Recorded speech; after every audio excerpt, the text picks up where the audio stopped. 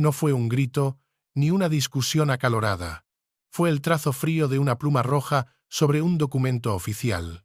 Con ese solo gesto, el rey Carlos sentenció a la reina Camila al aislamiento, desatando una guerra silenciosa dentro del palacio. Hoy abrimos el archivo de una traición que lo cambiará todo para siempre. La noche cayó sobre Londres con un silencio extraño, como si toda la ciudad hubiese detenido la respiración al mismo tiempo. En los pasillos del palacio de Buckingham, un grupo de asesores caminaba con pasos apresurados, murmurando entre ellos como si temieran que las paredes pudiesen oír. El aire se había vuelto más pesado, denso, con una tensión que nadie se atrevía a nombrar. Algo se había roto.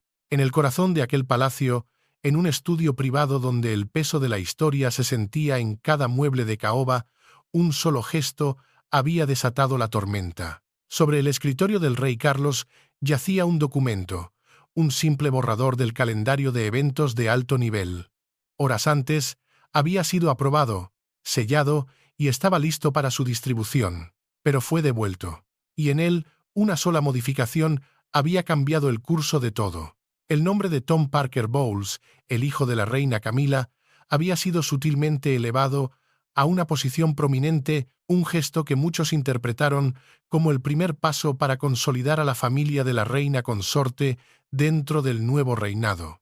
Y ahora, sobre ese nombre, una línea de tinta roja, gruesa y definitiva, lo tachaba por completo. La marca era una herida abierta sobre la página blanca. No había explicación, ni nota al margen, ni una sola palabra. Solo la rúbrica fría y distante del propio rey. Aquel trazo de pluma no era una corrección administrativa, era una declaración de soberanía. Un golpe seco sobre la mesa del poder. Desde ese instante, la frágil jerarquía del palacio se resquebrajó.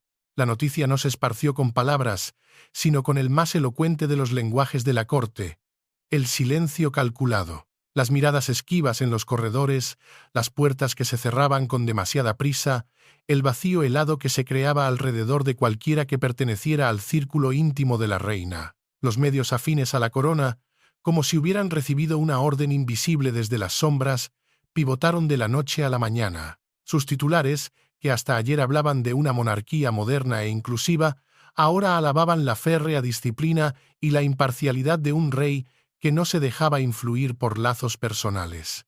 Era la maquinaria institucional protegiéndose a sí misma, puliendo la fachada mientras, detrás de los muros, se libraba una guerra. Y en el centro de aquel silencio opresivo, la reina Camila quedó aislada, apartada de las discusiones que hasta ayer había liderado. La mujer que había esperado medio siglo para llegar al trono se encontró de repente convertida en una extraña en su propia casa. ¿Estaba el rey Carlos sacrificando deliberadamente su matrimonio para salvaguardar la corona? ¿O era este el primer movimiento de un plan mucho más frío y calculado, uno cuyas consecuencias aún nadie podía imaginar? Hoy abrimos ese archivo oculto, el que narra cómo una línea de tinta roja se convirtió en el arma de una guerra silenciosa, una guerra que se libraba no en los campos de batalla, sino en los pasillos dorados del poder. Acompáñeme a descubrir la historia que el palacio jamás quiso revelar. ¿Desde qué ciudad nos acompaña esta noche? Su voz importa en este archivo que abrimos juntos. Para entender la frialdad de aquel trazo rojo, es necesario viajar al origen del conflicto, al corazón del hombre que sostenía la pluma. El rey Carlos, sentado en la soledad de su estudio, sentía el peso no de los años, sino de la corona de San Eduardo, una reliquia cuyo simbolismo se había grabado a fuego en su mente desde la coronación en mayo de 2023. No era solo un rey, era un hombre atrapado en una tormenta de profundas contradicciones. Por sus venas corría la sangre conservadora de los Windsor, un linaje que reverenciaba las reglas estrictas que su madre, la reina Isabel II, había preservado como una fe sagrada durante más de 70 años. Él recordaba su disciplina de acero, su capacidad casi sobrehumana para separar a la mujer del símbolo, y sentía la obligación insoportable de honrar ese legado. La monarquía, le había enseñado ella, no sobrevive a la duda pública, y cada decisión debía medirse no por su impacto en el presente, sino por su eco en la historia. Pero al mismo tiempo, Carlos era un hombre del siglo XXI, anhelaba una monarquía reducida, más moderna y eficiente, donde la sustancia importara más que la ceremonia vacía. Quería conectar con el pueblo, demostrar que la corona no era un vestigio anacrónico, sino una institución útil, un ancla en un mundo cambiante. Esta lucha interna, este tira y afloja entre el deber histórico y la visión de futuro, lo convertía en un enigma. Su exterior era sereno, casi el de un jardinero paciente que conoce los ciclos de la tierra, pero tras esa calma se ocultaban decisiones que podían ser tan afiladas y resolutivas como el acero de una espada ceremonial. Él veía la monarquía no como una propiedad familiar que se hereda, sino como un fideicomiso sagrado, un encargo que la nación le había confiado.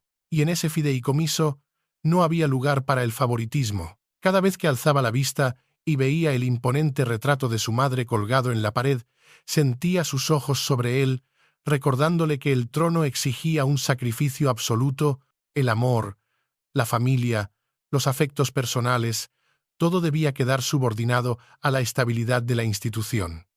No era una elección, era una condición, y era precisamente ese principio fundamental, ese pilar sobre el que se sostenía todo, el que Camila, la mujer a la que amaba más que a ninguna otra, parecía estar desafiando. El rey sentía que la tierra temblaba bajo sus pies, que las viejas heridas del pasado amenazaban con reabrirse, y sabía, con la certeza amarga de un monarca, que para mantener el edificio en pie, a veces es necesario sacrificar la habitación más querida. La tinta roja no fue un acto de ira, sino el resultado de noches en vela, de un doloroso cálculo donde el corazón del esposo fue silenciado por la mente del rey. Era el primer movimiento en una partida en la que estaba dispuesto a perderlo todo para salvar la corona. Al otro lado del palacio, lejos de la fría solemnidad del estudio del rey, en la calidez de sus aposentos privados en Clarence House, la reina Camila sostenía una taza de té. Sus manos no temblaban, pero la porcelana delicada parecía frágil contra la tensión contenida en sus dedos. A sus casi 80 años, ya no era la mujer vilipendiada por la opinión pública durante décadas, la otra mujer en el cuento de hadas roto. La coronación la había elevado oficialmente a la cúspide del poder, convirtiéndola en la consorte, una corregente silenciosa, pero profundamente influyente en las decisiones de su esposo. Conocía el coste de la espera, el precio amargo de haber vivido en las sombras mientras otra ocupaba su lugar bajo el sol, y ahora, como reina de la nación, un deseo primordial, casi animal, había despertado en ella: la compensación, no para sí misma, pues sentía que ya lo tenía todo, sino para sus hijos, Tom y Laura, aquellos que habían soportado el estigma del escándalo durante años, que habían crecido bajo la sombra de un amor prohibido, para que ella, un día, pudiera estar junto a Carlos. En su mente, ellos habían pagado una deuda que no les correspondía, una herida que solo ella podía sanar. Tom, un talentoso crítico gastronómico que siempre había mantenido una prudente y digna distancia del glamour palaciego, se convirtió en la pieza central de su estrategia. Camila no veía en su inclusión un acto de nepotismo, lo veía como un acto de justicia tardía. Quería que el público viera una monarquía moderna e inclusiva, una familia mixta que reflejara la realidad de la sociedad británica contemporánea. Era su manera de reescribir la historia, de sanar las heridas abiertas del pasado y de demostrar que el amor que la unía a Carlos había creado una nueva realidad, una que merecía ser reconocida y respetada. Creía firmemente que la presencia de Tom en eventos simbólicos no debilitaría la corona, sino que la humanizaría, la acercaría a la gente. En sus conversaciones privadas con Carlos, tejía hábilmente el nombre de su hijo, presentándolo no como una imposición, sino como una evolución natural, un paso lógico hacia el futuro. Pero no comprendía, o quizás no quería comprender, que para su esposo la línea entre el afecto personal y el deber monárquico era inviolable. Era una frontera sagrada, una muralla invisible que ella, cegada por el amor de madre, estaba a punto de cruzar peligrosamente. Y en el corazón de Camila, el instinto de una leona que lucha por sus cachorros comenzaba a eclipsar la prudencia de una reina consorte. La tormenta que se avecinaba no era por una corona, sino por una deuda de sangre. La fractura no comenzó con una explosión, sino con leves ondas bajo la superficie, casi imperceptibles al ojo no entrenado. A finales de 2023, en las reuniones a puerta cerrada sobre la nueva imagen de la marca Real, Camila empezó a tejer con destreza el nombre de Tom Parker Bowles en las listas de invitados para eventos simbólicos. Su estrategia era sutil, maestra. No pedía un papel principal, ni un título, solo una presencia discreta, una silla en una fila honorable, un gesto que normalizara su existencia dentro del círculo real. Quería que su inclusión fuera tan gradual que, para cuando el palacio se diera cuenta, ya fuera un hecho consumado. Al principio, Carlos no se opuso frontalmente, escuchaba con su habitual paciencia de estudioso, asintiendo levemente, permitiendo que las propuestas fluyeran. Pero sus ojos, al final de cada reunión en Clarence House, se endurecían ligeramente. Era un detalle minúsculo, una frialdad casi imperceptible en su mirada cada vez que el nombre Parker Bowles aparecía en los borradores de protocolo. Los consejeros más antiguos, los llamados hombres de gris que habían servido fielmente a su madre, captaban estas señales. Sentían la presión suave pero envolvente del rey, una atmósfera que parecía decir, con cortesía mortal, es mejor no mover esas aguas. Para Carlos, la tradición Windsor no eran meras reglas de etiqueta, era la esencia misma que mantenía firme el trono en medio de las convulsiones de la época. Era el ADN de la institución. Introducir a Tom en ceremonias oficiales no era modernización, era favoritismo hacia una familia ajena, un tabú que podía reavivar los viejos y amargos prejuicios sobre su matrimonio y sobre la propia Camila, era dinamita constitucional, y él podía oír el siseo de la mecha. Buscaba desesperadamente proyectar la imagen de un rey imparcial, un servidor de la nación por encima de todo. Y sentía que las acciones de su esposa, aunque impulsadas por el amor maternal, lo arrastraban en la dirección opuesta, hacia la peligrosa percepción de una monarquía que servía a sus propios intereses familiares. La tensión latente, ese desacuerdo no verbalizado, flotaba en el aire de sus residencias privadas. Era un silencio denso, opresivo, el preludio de una tormenta que ninguno de los dos quería nombrar, pero que ambos sentían que se acercaba inexorablemente. La porcelana brillante de su matrimonio, pulida y cuidada durante décadas de adversidad, comenzaba a mostrar sus primeras y finísimas grietas. Y ambos sabían que una vez que la porcelana se rompe, jamás vuelve a ser la misma. El conflicto latente, esa guerra fría librada en silencios y miradas, necesitaba un escenario para manifestarse, y este llegó durante una cena privada para conmemorar el 2º aniversario de la coronación.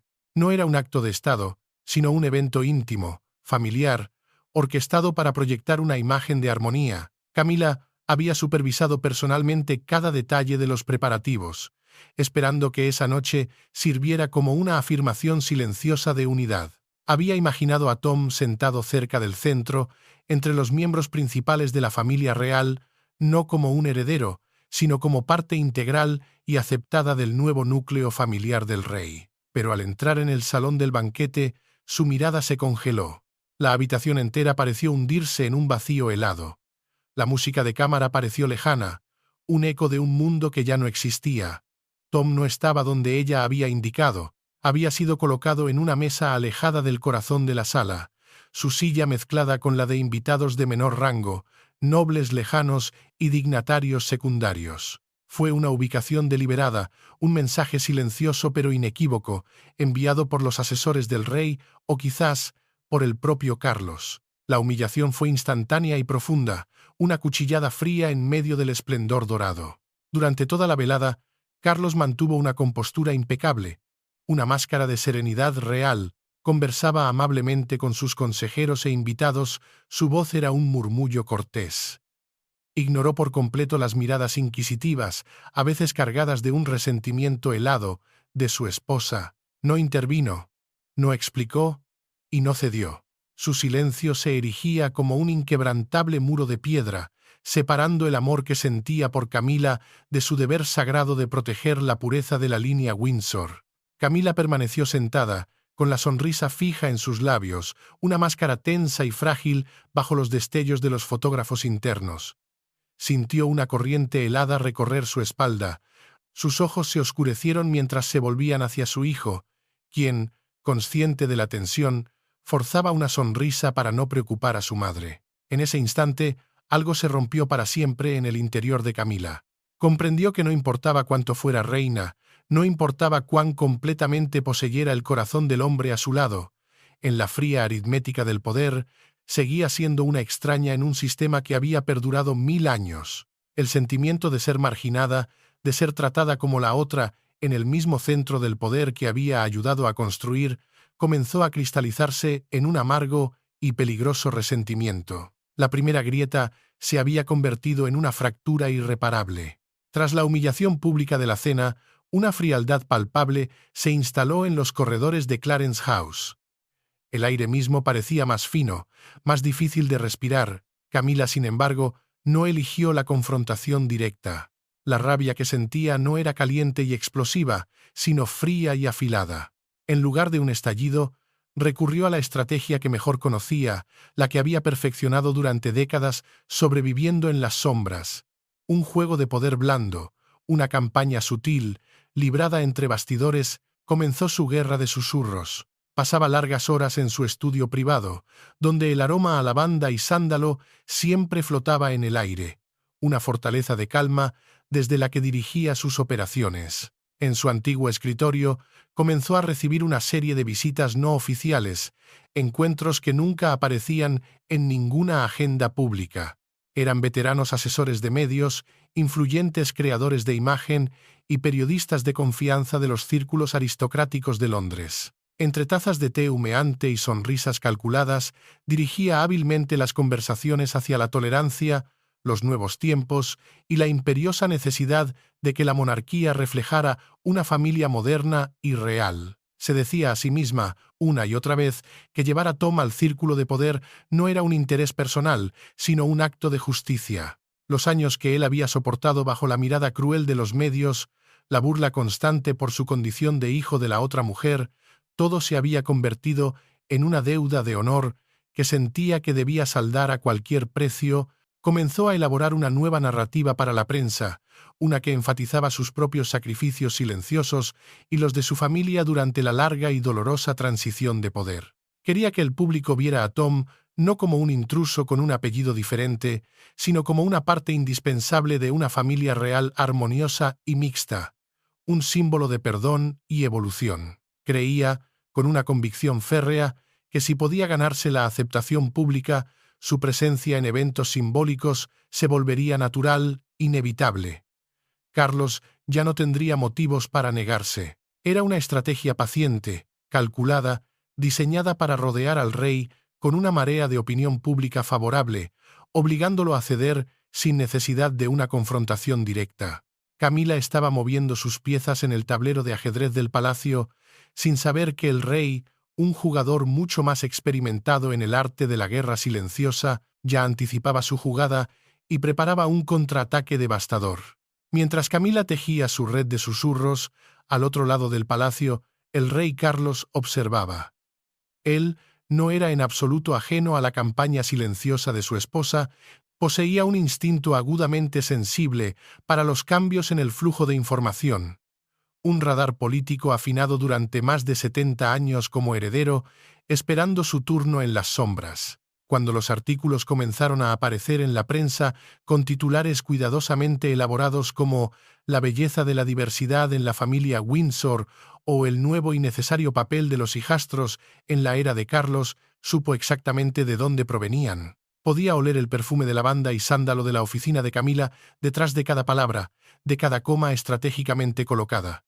Y sintió que algo en su interior se rompía lentamente. Las acciones de su esposa habían tocado el nervio más sensible del rey, el principio sagrado de la neutralidad. Carlos veneraba la clara y absoluta separación entre el afecto personal y el símbolo nacional. Para él, el trono era una entidad solitaria y pura, un faro de estabilidad que no debía ser empañado por intereses privados. Convertir la simpatía pública en una herramienta para promover los intereses de su familia política le pareció, más que un error, una traición. una traición al ideal de servicio desinteresado que se esforzaba desesperadamente por establecer. Sintió que su propia amabilidad, su tolerancia y su amor estaban siendo explotados para legitimar un favoritismo que la tradición Windsor jamás permitiría. El rey no veía a Tom Parker Bowles como un individuo, como el hijo de la mujer que amaba. Lo veía como un símbolo del pasado que intentaba dejar atrás, un recordatorio viviente de la controversia que había empañado su imagen y la de la monarquía durante décadas. Incluirlo en el corazón de la institución era, para él, reabrir viejas heridas y dar munición a los críticos que veían su reinado como una recompensa final para su relación adúltera. La presión se acumulaba en su interior, un peso insoportable. El amor por Camila luchaba contra el deber hacia la corona, pero cada nuevo artículo, cada susurro orquestado en los medios, inclinaba la balanza más y más hacia el deber. Su paciencia, cultivada durante toda una vida, se estaba agotando, y su resolución, poco a poco, se enfriaba hasta volverse acero. El rey jardinero estaba a punto de podar la rama más cercana a su corazón para salvar el árbol. La guerra silenciosa alcanzó su punto de inflexión. Sucedió cuando un borrador del programa para un próximo evento conmemorativo aterrizó en el escritorio del rey. No era un evento cualquiera, se trataba de una ocasión muy simbólica, ligada a la tradición y a la fe de la nación, uno de esos actos donde cada detalle es examinado con lupa por el público y la prensa. Mientras sus ojos recorrían la lista de invitados y el plan de asientos, se detuvieron en una pequeña línea, casi escondida en la letra pequeña del protocolo. Fila de honor junto a los miembros directos de la familia. Señor Tom Parker Bowles. Era un cambio silencioso pero audaz. Un misil lanzado con sigilo, introducido en el último momento por Camila y sus aliados, con la esperanza de que el rey, abrumado por sus deberes, no lo notara o simplemente lo dejara pasar en aras de la armonía conyugal. Pero en el silencio de su estudio, roto solo por el tic-tac solemne del reloj de pie, Carlos no dudó ni un segundo. Cogió la pluma de tinta roja, un instrumento reservado para las correcciones más importantes, las que alteraban el curso de la historia. Su gesto no contenía el arrebato de la ira impulsiva, sino la fría y metódica resolución de un comandante en el campo de batalla. La punta roja se movió en un solo trazo decidido, firme, tachando el nombre de Tom Parker Bowles. Las marcas de un rojo brillante destacaban como una herida en la página blanca, una declaración de soberanía. No estaba simplemente tachando un nombre, estaba tachando la ambición de la mujer que más amaba. Estaba eligiendo la corona por encima de su corazón. Carlos dejó la pluma sobre el escritorio, su respiración lenta pero pesada, el sonido de un hombre sentenciando su propia soledad. Sabía que esto conduciría a una confrontación inevitable, a una ruptura. Sin embargo, también comprendía que si cedía un solo milímetro, la estructura monárquica que custodiaba con su vida comenzaría a desmoronarse. El documento, con la línea roja como estandarte, fue enviado de vuelta a la oficina de la reina. Cuando Camila vio las marcas de Carlos, un frío le recorrió la espalda, sintió que el suelo se abría bajo sus pies. Ya no era una advertencia silenciosa, era un rechazo abierto, una humillación formalizada frente a todo el aparato del palacio. Y en ese instante se dio cuenta de que en este reino solo una persona ostentaba el poder de la pluma roja, y no era ella. El rey Carlos, con el temperamento paciente de un jardinero que espera la estación correcta y la profunda estrategia de un táctico experimentado, sabía que simplemente bloquear a Camila no era suficiente. Eso sería visto como una disputa doméstica, una debilidad. Necesitaba un movimiento público, una jugada maestra que demostrara la imparcialidad absoluta del monarca y que, al mismo tiempo, desarmara por completo la narrativa de su esposa. Y entonces movió su pieza más inesperada. Eligió a Christopher Mapelli Mozzi como el peón en esta partida de alto riesgo. Christopher, el joven hijastro del esposo de la princesa Beatriz, estaba completamente fuera de la línea de sangre de los Windsor. En los estrictos términos del linaje, era aún más ajeno al trono que Tom Parker Bowles. Sin embargo, era precisamente esa distancia, esa falta de amenaza, lo que lo convertía en el arma perfecta que Carlos necesitaba. Al invitar abiertamente a Christopher a aparecer en selectos eventos simbólicos de la familia real extendida, Carlos envió un mensaje político afilado como una navaja. El rey no excluía a los miembros no consanguíneos por principio, solo excluía el sesgo y la ambición. La noticia fue difundida con cuidadosa y letal precisión por el equipo de comunicaciones del palacio. Los periódicos se llenaron rápidamente de elogios para un rey transparente, un padrastro tolerante pero disciplinado que estaba dispuesto a abrazar a los de fuera para forjar una imagen real moderna, siempre que sirviera al bien común y no a la ambición privada de una facción. Mientras el público y los medios celebraban este aparente paso progresista, al otro lado del palacio, en la soledad de su estudio, la reina Camila sintió como si una cuchilla de hielo le hubiera atravesado el orgullo. Cada línea que ensalzaba la visión amplia de Carlos, su magnanimidad, la golpeaba como una amarga y personal bofetada. Reconoció la cruel y brillante injusticia de la maniobra de su esposo. Christopher era aceptable porque no representaba una amenaza para la estructura de poder. Era un símbolo seguro, inofensivo, de la inclusividad que el rey deseaba proyectar. Tom, su propia carne y sangre, era rechazado porque su mera presencia reviviría las memorias del pasado controvertido de Camila, un pasado que Carlos estaba trabajando arduamente por borrar para asegurar su legado. La aceptación de Christopher era, en efecto, la humillación pública de Tom, y con ello, la suya.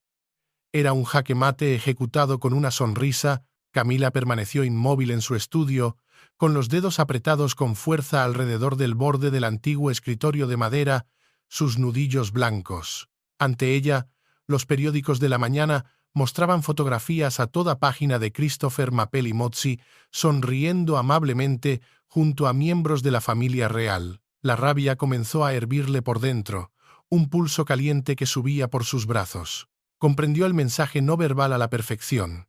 Carlos había utilizado a un completo extraño para declarar indirectamente y públicamente que el hijo de su esposa nunca pertenecería al retrato oficial. Una marea de traición, helada y amarga, se alzó dentro de ella. Apenas podía creer que el hombre al que había amado, protegido y acompañado durante décadas de agitación pública, el hombre por el que había soportado ser la mujer más odiada de Gran Bretaña, estuviera ahora blandiendo su perspicacia política para aislar a su hijo de la forma más cruel. Se sentía como una pieza empujada a un rincón mortal en un tablero en el que se había creído una reina, una compañera. Todos sus sacrificios a lo largo de los años parecían ahora inútiles, una moneda sin valor. Para Carlos no habían sido suficientes ni siquiera para ganarse el más mínimo privilegio para su propia sangre. En esas horas, un profundo y oscuro aire melancólico la envolvió, rechazó el té de la tarde, cerró sus puertas con llave y pidió a sus damas de compañía que mantuvieran la distancia. Necesitaba estar sola. A la tenue luz de la habitación, se acercó al gran espejo de marco dorado. Su mirada se clavó en el reflejo de la mujer que llevaba una corona invisible en la cabeza, pero que albergaba en su corazón la hueca y desesperada impotencia de una madre. Y entonces le susurró a su propio reflejo un monólogo teñido de veneno y amargura. Así que así es como eliges proteger el trono. Ofreces amabilidad a los extraños como escudo para tu frialdad hacia los tuyos. Quieres ser un gran rey, Carlos, pero has olvidado cómo ser un esposo. El resentimiento, alimentado durante años de silencios y desprecios, finalmente cristalizó en un desafío inquebrantable. Camila ya no deseaba depender de intrigas silenciosas o diplomáticas tazas de té. La grieta se había convertido en un abismo insondable. Cogió el teléfono interno. Su mano ya no temblaba por la herida, sino que se mantenía firme con una fuerza desconocida, la fuerza de quien ya no tiene nada que perder. La reunión de la mañana siguiente con el rey ya no sería una conversación entre marido y mujer, sería una negociación entre dos potencias situadas en lados opuestos de la línea de batalla. Aquella mañana, el aire dentro del palacio de Buckingham era tan denso y pesado que parecía que el propio tiempo se había ralentizado. La reina Camila caminó hacia el estudio privado del rey, sus tacones golpeando el suelo de mármol con clics agudos y resueltos, el único sonido en un océano de silencio. Ya no era la esposa gentil que caminaba 3 pasos por detrás de su marido. Ahora tenía el porte de una guerrera que entraba en su batalla final para defender lo que consideraba suyo por derecho de sangre. En la habitación, inundada de una luz fría y pálida que no aportaba calidez, el rey Carlos estaba de pie junto a la ventana, de espaldas a la puerta, sus hombros ligeramente encorvados bajo el peso de un reino en turbulenta transición. Cuando la puerta se cerró, un silencio sofocante, casi violento, envolvió el espacio.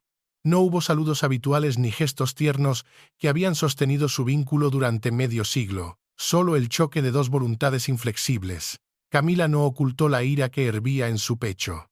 Se plantó en el centro de la sala, sus ojos, normalmente suaves y cálidos, ahora ardían con un fuego resentido. Con un gesto seco, dejó caer la pila de periódicos sobre el escritorio del rey, un golpe sordo que fue una declaración de guerra. Ya no pedía, exigía justicia.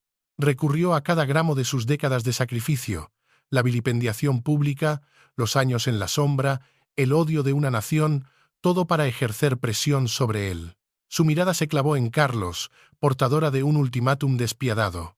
Si Tom no era restaurado a su debido lugar, si esta humillación pública no terminaba, entonces los cimientos de su matrimonio, la única cosa que anclaba el alma de Carlos en medio de las presiones de la realeza, se derrumbarían para siempre. Carlos se giró lentamente. Su rostro no mostraba ira, solo una calma que era casi aterradora. Era el rostro de un monarca que había elegido separar el corazón de la cabeza. Miró a la mujer que más amaba con ojos distantes, como si viera a través de ella a los fantasmas de los reyes que le precedieron, a sus deberes con la historia. Para Carlos, la amenaza del divorcio era una herida personal profunda, pero el temor a una monarquía sacudida por el favoritismo era un terror existencial, un fracaso que no podía permitirse. Se irguió, con las manos entrelazadas fuertemente a la espalda, y su silencio fue su respuesta. Un silencio tan incómodo como elocuente, un silencio que decía que su amor podía ser inmenso, pero tenía un límite, y ese límite era el umbral de la supervivencia de la monarquía.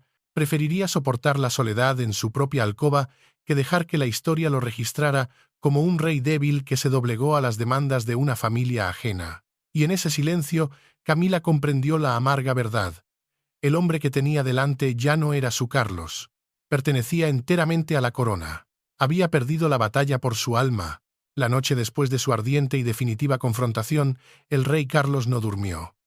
El silencio del palacio era absoluto, pero en su mente resonaban los ecos de una batalla perdida, la de su propio corazón. Se sentó solo en su biblioteca privada, un santuario de silencio y conocimiento, rodeado por los fantasmas de 1000 años de monarquía. Bajo el tenue y solitario resplandor de la lámpara de escritorio, el rey sostenía una pluma de plata, un regalo de sus lejanos días como príncipe de Gales.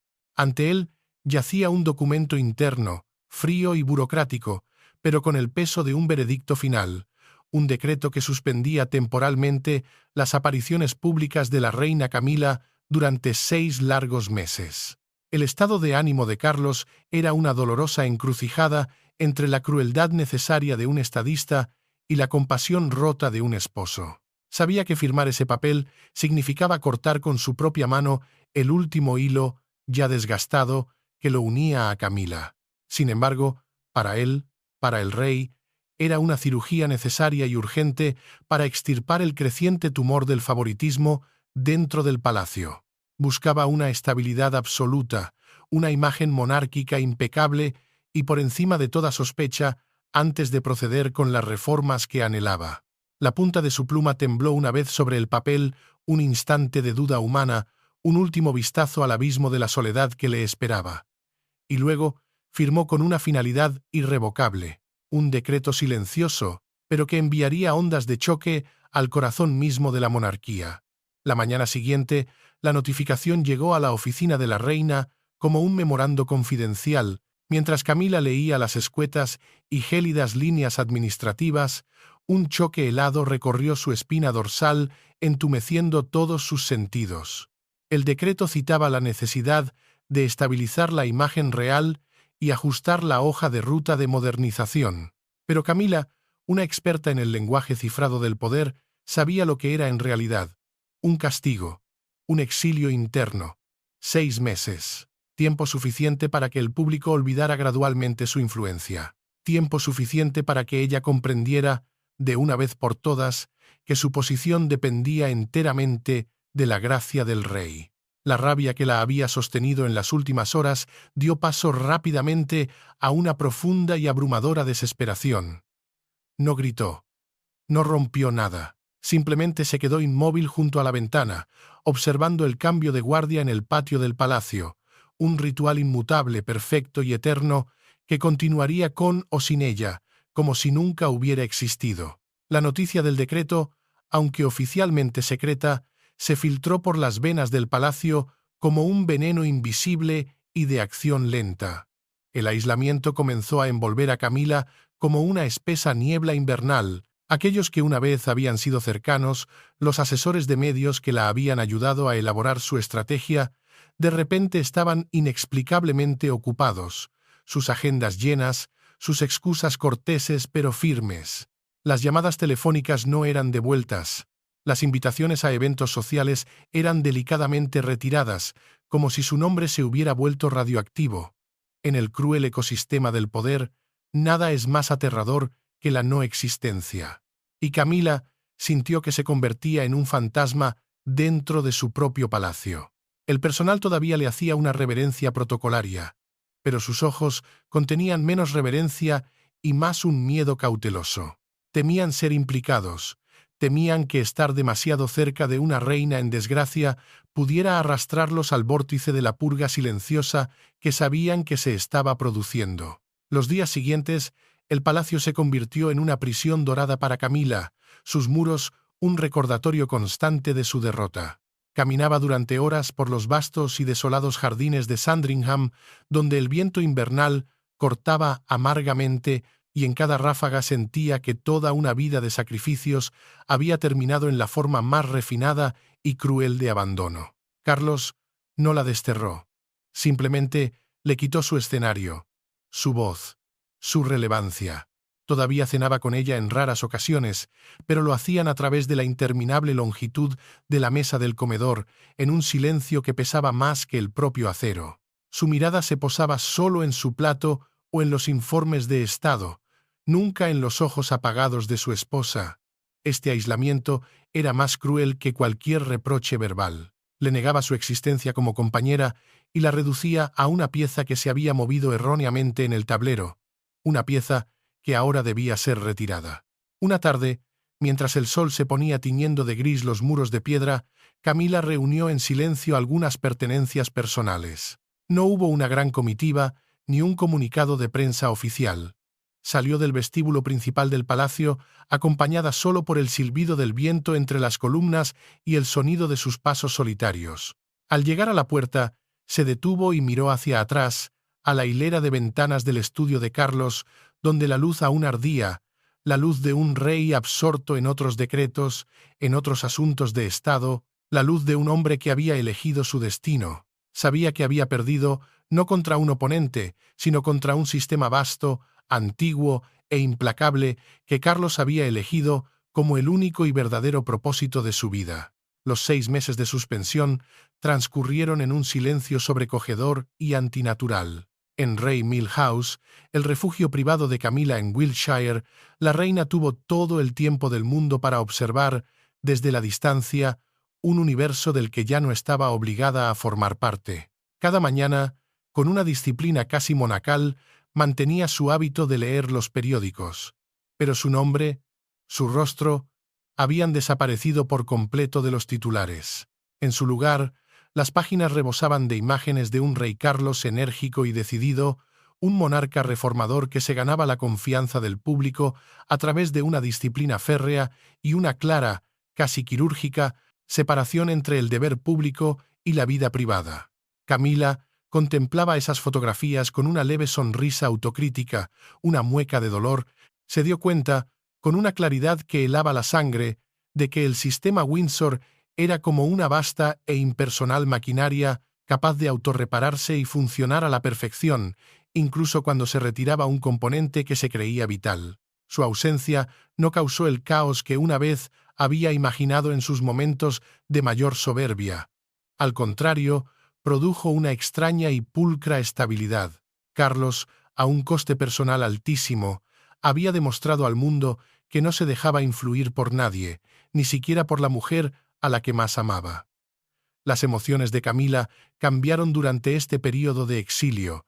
La furia inicial se fue disolviendo, dejando paso a un doloroso y lúcido despertar. Pasaba largas horas caminando por prados empapados por la lluvia, con las botas cubiertas de barro, envuelta en un viejo abrigo. En esa soledad, sin las distracciones ni las intrigas de la corte, se enfrentó a una verdad que había ignorado deliberadamente durante décadas. El amor de Carlos por ella era real, siempre lo fue, pero siempre había sido condicional. La condición no escrita era que ella permaneciera para siempre a la sombra del trono, una pieza que encajara perfectamente en el molde real, sin aristas, sin ambiciones propias. Nada más, nada menos. Cuando intentó romper ese molde para proteger a su hijo, había cruzado sin saberlo su última e infranqueable frontera. Comprendió con una amargura insondable que todos sus sacrificios, el haber aceptado ser etiquetada como la destructora de un cuento de hadas, la resistencia al odio de millones de personas, habían sido simplemente el precio de la entrada para estar a su lado, no una concesión de poder para cambiar las reglas del juego. La verdad era tan desoladora como el paisaje invernal, pero, extrañamente, le trajo una medida de paz. Dejó de luchar contra muros de piedra infranqueables, dejó de esperar lo que nunca llegaría.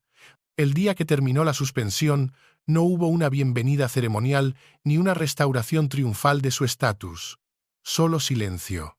Carlos le envió una breve carta manuscrita, invitándola a volver a Londres para prepararse para un importante evento real. Su caligrafía seguía siendo elegante, su tono sereno y distante, como si los últimos 6 meses no hubieran sido más que unas largas vacaciones, un simple descanso en el campo. Mientras la leía, Camila no sintió ninguna oleada de agitación o resentimiento, solo un vacío helado, la calma que sigue a la devastación. Hizo las maletas en silencio, pero esta vez dejó atrás cualquier borrador para los medios, cualquier plan secreto para promover la causa de su hijo. Llevaba consigo solo una nueva y pesada mentalidad: la aceptación de su derrota.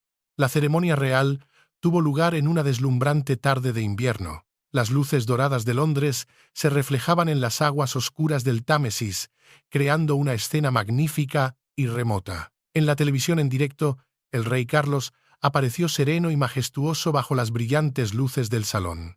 Habló del futuro de la monarquía, de deber y servicio, con una voz que resonaba con la confianza de un hombre que tenía el control total. En un rincón sombrío del salón, o quizás viéndolo en una pantalla de televisión, en una pequeña y solitaria habitación del palacio, Camila se sentó en silencio, vio a Carlos, radiante en la cima de su poder, y creyó captar un fugaz, casi imperceptible, vacío en sus ojos cada vez que éstos rozaban el espacio vacío a su lado. Sabía que él estaba sufriendo, que la amaba a su manera, pero también sabía que él enterraría ese dolor bajo capas de protocolo y deber para servir a un ideal mayor, a ese fantasma llamado corona.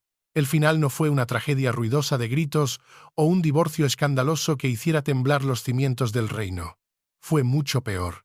Fue un silencio doloroso en el que una mujer se dio cuenta de que el amor más grande de su vida no podía superar el peso de un trono que había resistido 1000 años. Camila cerró los ojos, sintiendo el frío de la noche londinense filtrarse en la habitación, sabiendo que a partir de ese momento viviría el resto de sus días no como una mujer que lucha por la justicia de su familia, sino como una sirvienta silenciosa de una corona que no tiene lugar para los corazones tiernos. Y usted, que ha acompañado este relato hasta aquí, ¿qué tan delgada es la línea entre un rey decidido y un esposo cruel? ¿Vale la estabilidad de una dinastía el precio de un corazón roto en silencio? Comparta su opinión con nosotros en los comentarios. Su perspectiva enriquece este archivo que seguimos abriendo juntos.